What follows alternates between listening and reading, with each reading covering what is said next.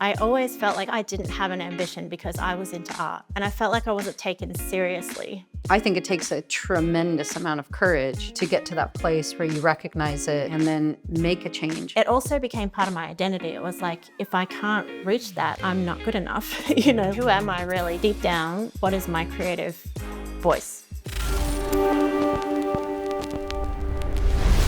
My name is Elli Milan, and I'm the founder of Milan Art Institute and a professional artist for the last 30 years. My name's Alannah Anderson. I'm a professional artist, and I'm also the Chief Product Officer here at Milan Art. We are going to talk about her incredible journey of going from a creative director for some tier 1 companies to a fine artist, and I know you are going to be incredibly inspired.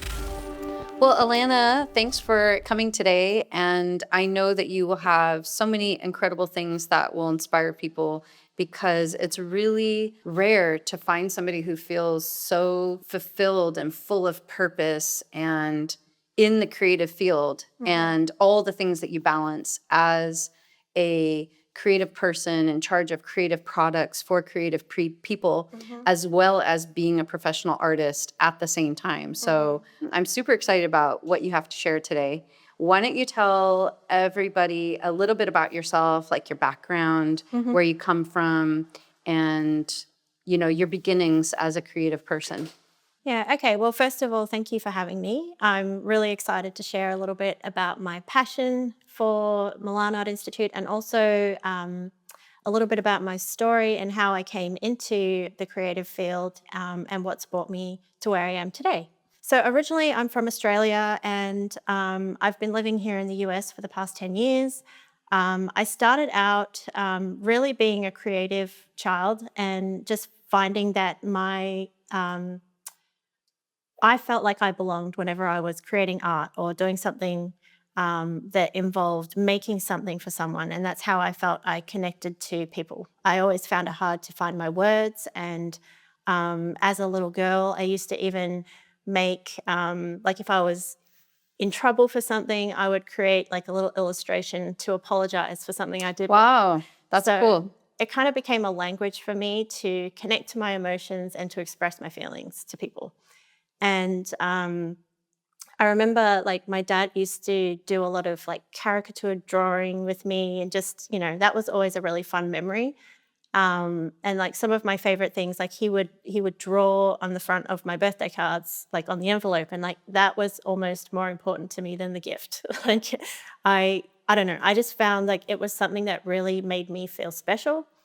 And going into like my high school years, I could never really feel connected to subjects that were like very left brain, like math or science or any of those things. Were you kind of known in high school as the artsy one, or? I guess so.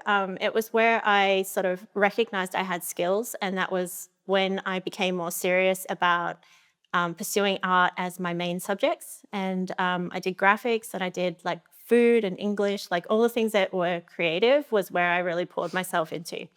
And then like coming towards the end of high school, like I really felt like that's what I want to do with my life. When you say that's what you want to do with your life, any creative field, or were you really thinking fine art? I had graphics as another subject. So my family were always like very skilled in like the more of the academic subjects. And I always felt like maybe it was like I didn't have an ambition because I was into art and I was into design and things that were more on the, that side of things. Yeah. And I felt like I wasn't taken seriously. And so whenever I talked about going to an art school or something like that, it was almost like I was a bit underestimated and wasn't taken seriously. And I remember one of my family members, whenever I was coming into my final year of high school, saying to me like, "Oh, I didn't even think you would graduate high school." Like just assumed that I didn't have ambition to complete high school. And so I made it my mission to like ace all of my art studies, my graphics, my English. So I became like, okay, it's more acceptable if I focus on graphics. Yeah. So I was looking That's into like a real art job. it's like a real job. Yeah. Yeah. Like you can make a career in doing that. It was like that's how it was perceived. So I ended up having this sort of crossroad in my life coming to the end of high school? Was it what, I was going to go to college? What was I going to do?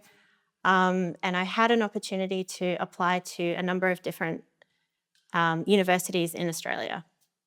And at the time, my mum was moving overseas. I needed to get a job. I needed to support myself. And I had an opportunity to apply for a job in a print and design house in Melbourne. And they saw my work in our school magazine because they printed it and offered me a job. And it was my first job. But I also had, like, the same week, I had interviews with these universities. And I really doubted that. I don't know, I had a whole lot of self-doubt. I was like, About the job or the university? I had a lot of self-doubt about, the fact that I would even get accepted into these schools. Okay. It's something that kind of I carried through childhood and into my teen years. I was very self-conscious, very, I didn't believe that, I could actually, I could belong in a place like that. I just thought, that's for the really talented or, the really special artists. Because nothing was really good enough. Nothing was, yeah. It was like I was trying my hardest and I don't know if I really felt like I could do it or I could be accepted. So I ended up taking the job, and then that opened me up to learning a whole bunch about print design. And this is like in the early 2000s, it was year 2000, basically. So I graduated in 99. And at that time, like, there wasn't a huge need for having a website and all of that. So I was like coming in and learning all of those things like right when it was starting. And I just found that became like my passion. Okay, I'm going to learn. Back in JavaScript days. Yeah. But and Y2K. Yeah, no, Y2K. I could never get my head around the whole coding side of things. So I always just really stuck to like improving my visual design skills. And so I worked in that job for about 4 years, and then I started to freelance because I had people coming to me and asking me if I would do this logo or if I would do this, flyer or magazine or whatever. So I spent about 8 years running my own little freelance business, and just really going deeper into branding, like the way branding affects people on an emotional level really became like a passion for me. And you basically taught yourself all these things. And yeah, I didn't go to any kind of school or anything for it. It was really like an opportunity presented itself. And if I didn't know how to do it, I would figure it out. Yeah. What about your, your painting, your drawing, just for enjoyment or fun? Did you keep that up, or that kind of went to the side? I mean, I always would sketch, but like that did kind of go to the side until I did take an oil painting class when I was in my early 20s. And just that whole world, it felt inaccessible to me. It was like, that's for people that aren't me. Like, I don't know. I just felt like, I don't know. I'm finding it hard to say what. It felt inaccessible, like you said. Like you had already made up your mind that you were in design. You were a designer.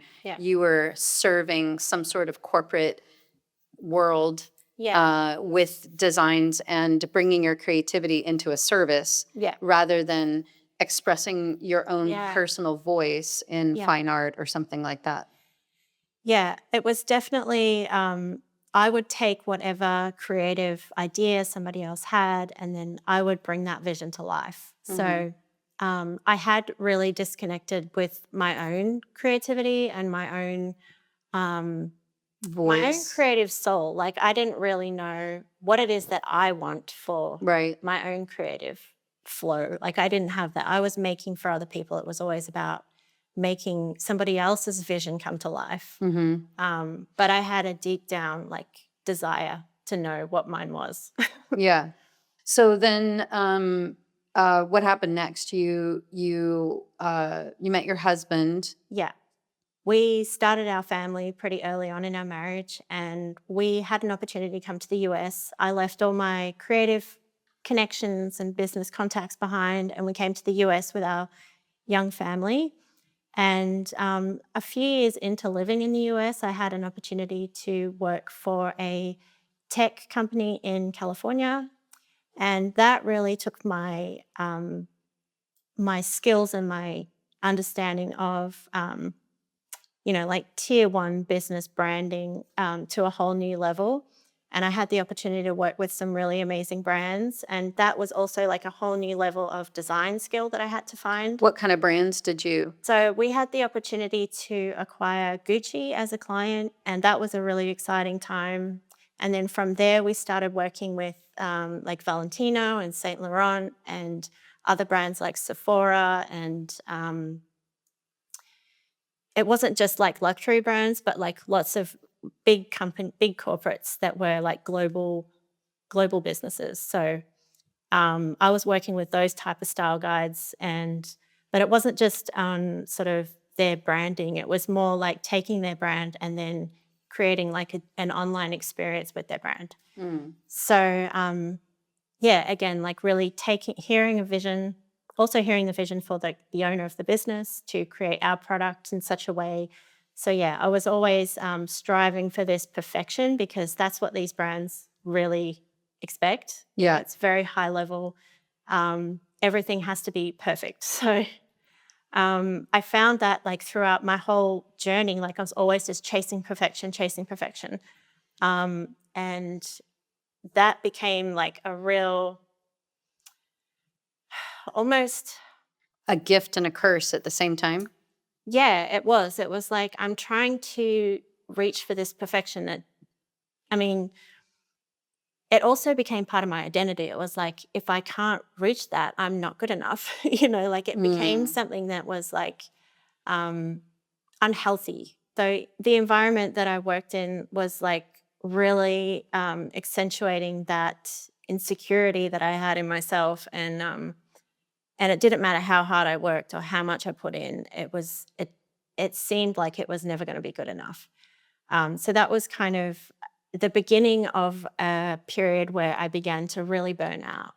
I wasn't able to really find my own voice in what I was doing. And I also really just had this burning desire to be making a real difference through my skills that I had and the things that I had learned all these years. I felt it became a little superficial, and I was becoming more like that world. And I knew that's not who I am. Like I'm not put here on this earth in this time to just be a machine that's not really connecting with people and being able to make a real difference that actually affects people's lives. It just became very obvious to me that there's something more for me. So you're on your way to feeling burnt out, and what was sort of the last final straw, or what brought you to the point where things shifted? I guess it was the thing that made it really shift for me, and I had to take a step back. It was also coming around the time of COVID when the world was changing, and it was like, okay, I just realized like I had two young boys and I was pouring my life into this job.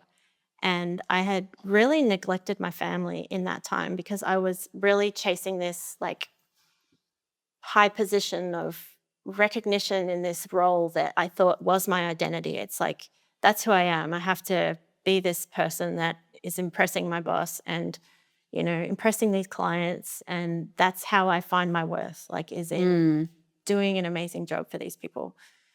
And I had realized, like, I had actually sacrificed a lot of time with my young kids and with my husband, and it was like really my whole focus. Like I poured my whole life into it, and I feel really bad to admit that, but I feel like that was when I started realizing, like it was like this catalyst with COVID. It was like a wake up call to a lot of people. Yeah, totally. And for me, I was like, Caused you to reevaluate everything. yeah, it really did. And I know that's true for a lot of people.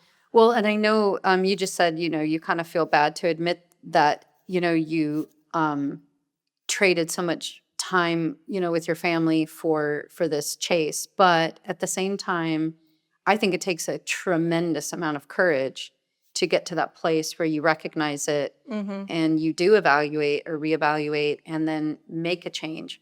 Yeah. A lot of people don't have that self-awareness to recognize, they feel burnt out, and they begin to blame everything around them without looking at their own choices that Yeah. brought them there. Yeah. And so I commend you that you actually, did that. I think it takes humility and self-care, self-love, and love of your family to Yeah. do that. So Yeah. And having them home, like, it made me realize, like, they need me, and I found it very hard to, like, separate and look after monitoring their schoolwork while I'm, like, still achieving this level for my job. And So was it a difficult decision to quit your job, or was it? it was an incredibly difficult decision because I'd been on this journey with them and felt like it was like I had made it to the top of, working with such an amazing business and such amazing clients. I felt like if I walk away from this now, I'm letting everything go. Um, and I had also naturally sort of made connections into jobs. I'd never actually gone out and applied for jobs. I built connections with people for my own business, and then I'd never gone and applied for a job. Yeah. And this job came about through my brother, who also worked there. So I was fearful of that. But at the same time, okay, I was wanting to, like, do more art. There was this, like, in all that time, I was being drawn back to painting and drawing, and just, like, getting re-engaged with my creative, like, my core creative side. So you quit your job. Can you remember back to, like, the day after? Mm-hmm. How did it feel? Did you feel a huge weight lift? Did you feel like regret? Like, oh my God, did I blow it? Vacillating between the two? What were your thoughts? Yeah, I can still remember it because it was like it was a huge decision. And I had been it wasn't like a split second, I'm gonna leave the job. It was kind of like I was coming down and realizing things about what was happening in my family life and then everything going on in the world, and, like, just realizing, like, I am so out of touch with who I am. It was a combination of things. So when I finally came to that place where I realized, like, I need to walk away from this, I was in a place of peace. It was like I felt like I had made the right decision. But after making the decision, I definitely vacillated. And I remember saying to my husband, like, it was at least 12 months after I made that decision that I felt like okay, I'm okay with it now, because it did come back, like, constantly. It was like, did I make a mistake? What should I do? I was just like, I was definitely, like, very confused. Yeah. So what did you do over those next few months? Did you paint? Did you create? Were you looking for another job? What were you doing? Just No, so, like, while I was coming into making that decision,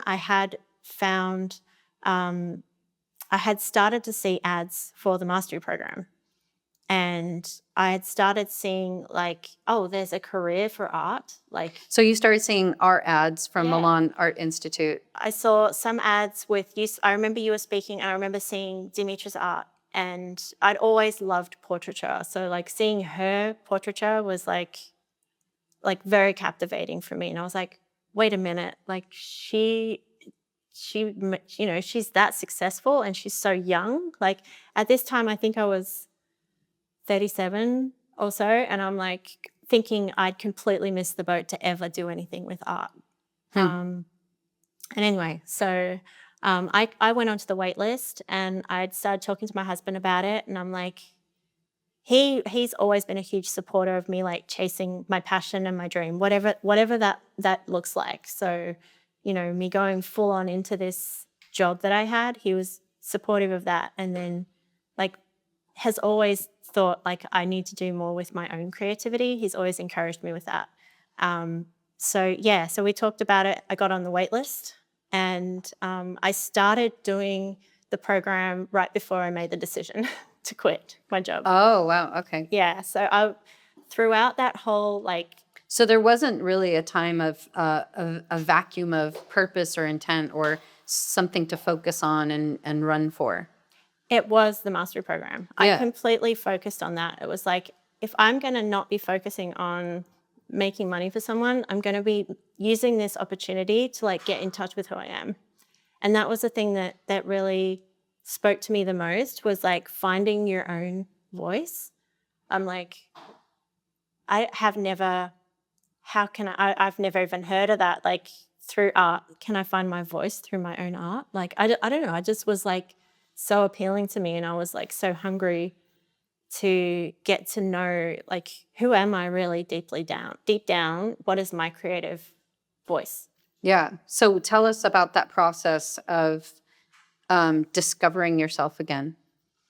So when I started, it was I was doing it monthly. So at the time we only got like week by week. So I would be like getting through each assignment. I was so focused on it, and I was like hungry for the next week as soon as the lessons came out. And so I got through the first section, which was all the skill, but I was so desperate to get to the voice section to like start to unpack that. And for me, it was such a deeply transformative time, because I was so desperately trying to find meaning in my own story and all of that. So making money with like as a fine artist, was that sort of like secondary, or did you even believe that's possible? Because it sounds like the main reason why you wanted to take the mastery program was because you really wanted to find yourself again and who you are as a creative person. Yeah. That was definitely secondary, but it wasn't like I didn't believe I could do it. Okay. Because of the fact that I had managed to be financially support myself through learning skill. Yeah. So the main thing for me was really understanding who I am on the deep down, and what are those things that make me unique when it comes to my creativity and my art. So definitely like selling my art and everything. I knew that was like, that will come, but I have to know who I am first. Yeah. So you are, in the middle of the voice section, you're finding things out about yourself. You're on that self-discovery journey. And was it a roller coaster? Was it just all great? What did it feel like?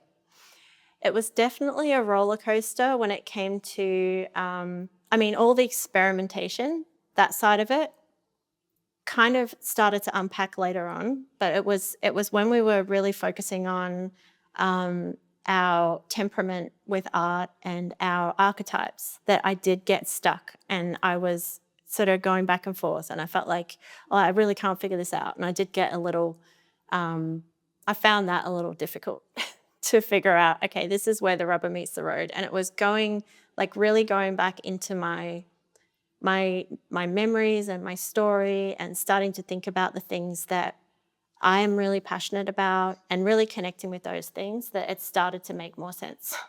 So you finish the voice section, you start building out your portfolio, you graduate, you have this portfolio of your art, your fine art that you've created. And I know, you were on Outstanding Artist, and we met, and you came and took some workshops from us. So now you're like full-fledged in this like creative fine art world. Yeah. And you have a lot of friends that are fine artists, and you've truly shifted kind of out of that design culture into this more fine art culture. Looking back over that shift, like, what do you feel like you've gained the most, or what means the most to you, from all that hard work of concentrating on your voice, your fine art, who you are as a creative person? I think like the main thing for me is that it's really taught me to actually have courage and even sit here and speak to you about my journey. Like, it's given me so much courage to understand, like, it's hard to actually speak about what you love and what you're passionate about when you haven't really been able to connect and identify that. And I really believe that through the process of finding that, and through going all the different exercises that we go through in the program, all the different things that there's so much packed in there, and there's so many seeds planted. And I graduated 4 years ago. And it's really been like across the years unpacking those things. And it's not like a one and done, it's with me all the time. And it's really encouraging me to be brave and to believe in myself and to have courage. And that is the thing that I think is, for me, the most magical part for me, was finding that self-belief and that courage to, and through something as simple as being bold and leaving a brushstroke. Yeah. The way your color choices mean something to you, all the things that really help you to unpack. And on a whole nother level, it's like, it's a magical thing that when you go through that process and start to understand how that connects to your story and to your why, finding your why, like, why do I love art? Why do I want to be an artist? Why do I want to connect with people through my art? Yeah. All those deep things that really enrich your life. And then you start to see the world through those eyes. And I always had like a lens over my life through my previous job that was like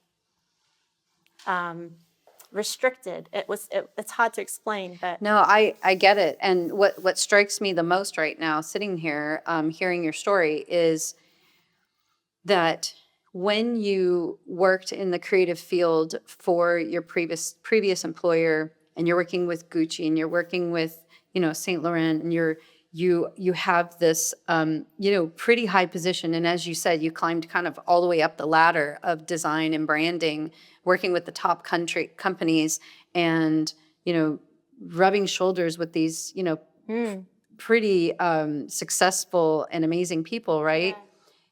You are creating and showing them, just like you do with art. You create a painting and then you show the audience, right? You Yeah. create a design or a brand deck, and then you present it, and they're looking. Yeah. You have this sort of protection, like you said, that lens, Yeah. where this isn't you. You're serving them Yes. with their voice. Yes. And you are interpreting their intent Yeah. and putting a visual to it. Yeah. And so you have this, like, there's a way to hide in that. Yeah, And definitely. you're not necessarily seen and known, Yeah. and you're not putting it out there. That's why I always say artists are the most courageous people on earth. Yeah. Because really, as a fine artist, and digging into your voice, discovering that, learning about it, discovering it, maybe even creating and then hiding it in a closet. Yeah.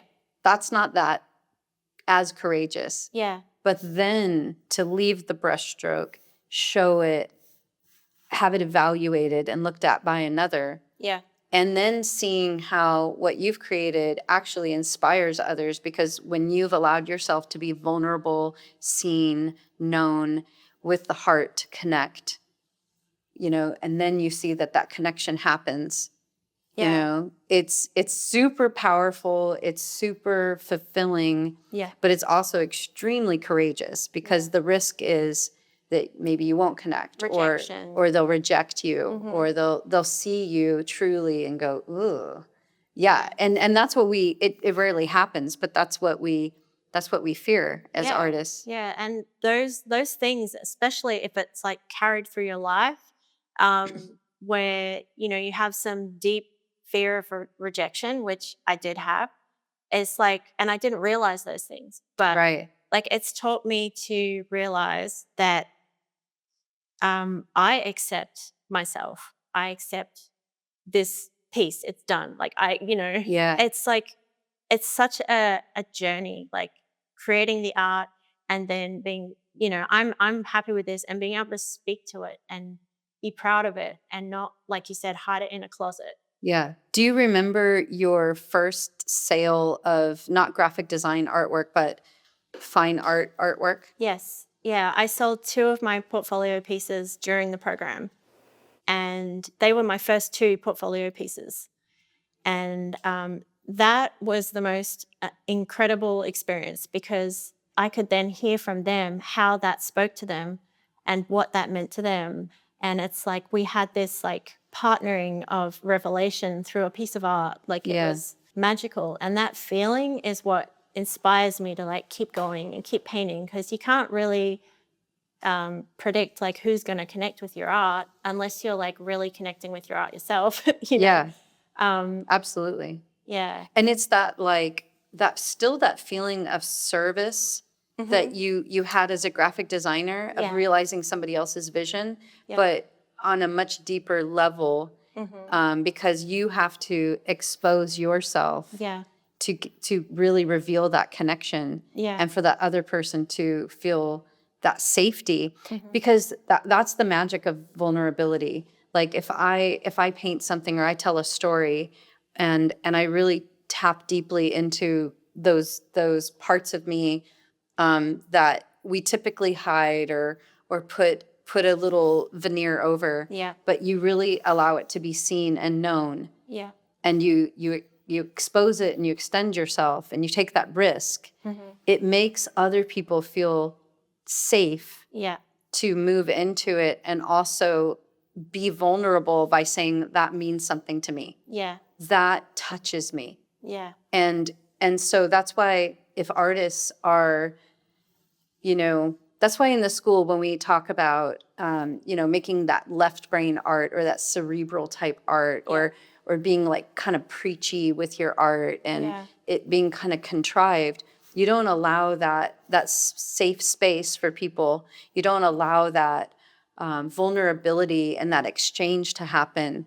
And the art that truly grips people's lives is that art that is vulnerable and very deep, and it's that human connection. Yeah. And I think so important these days with all of the social media and these, the internet and AI kind of creating these opportunities to hide, or to even just, it's so obvious, like the filters they have. Yeah. Right. And like I don't really look like this, but here's how I look, Yeah. and and art more than ever, artists courageous and willing to be seen, Yeah.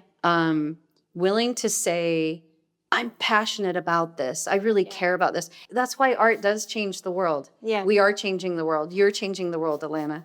And it's powerful. And I guess that's the reason why I am so passionate about the program and what it does, because if you're not really going deep into your own authentic self, and like it can take like a layer, like an onion, peeling back the layers, and I feel like that's what it's been like for me for the last 4 years. Like it wasn't just I had this epiphany and that's it. It was like I had a lot of healing to do. And it was through painting and through like really exploring everything that we were taught, that I was able to like, that stays with me. Like it stays with me all the time, because it's like,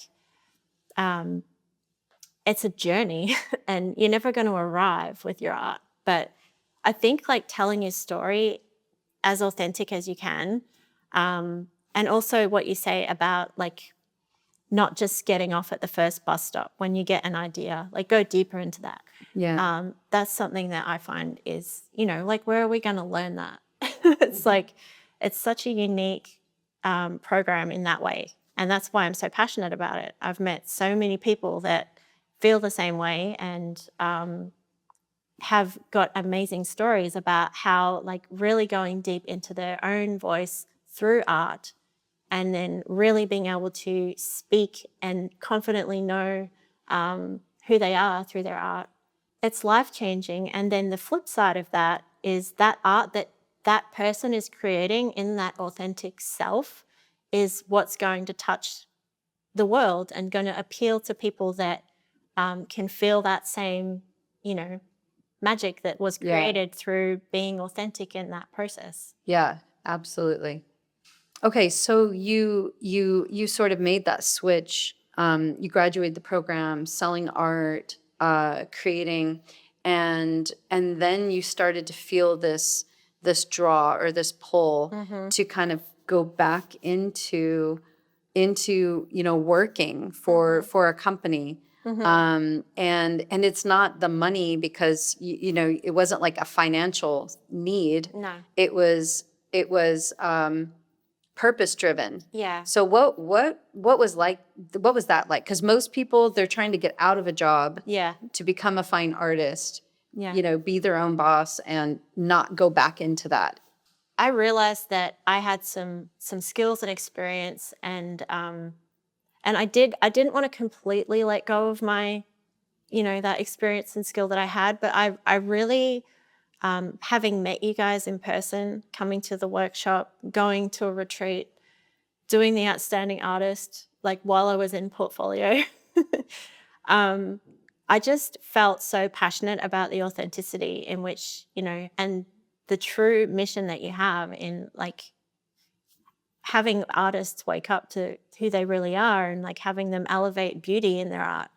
And I just believed in that so much. It became, I was like telling everybody about it. And I knew I had some skills that could help the business. So that's when we started talking more about like, what can I do? I mean, I have time as well as painting. Like, I like to be really productive. So I like to do a lot with my time and not just sit and paint all day. Like I like to do lots of things. So, Yeah.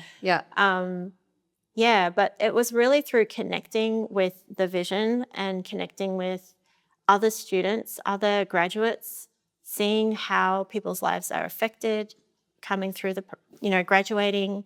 And I just wanted to see more of that. I wanted to be a part of it. I wanted to contribute and be like, what can I bring that's going to help this, continue?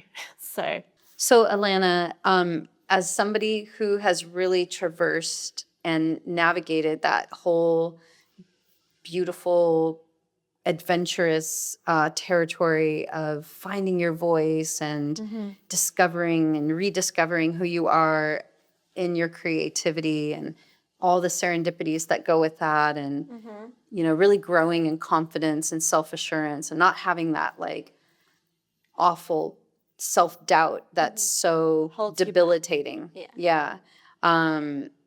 Truly an overcoming type story.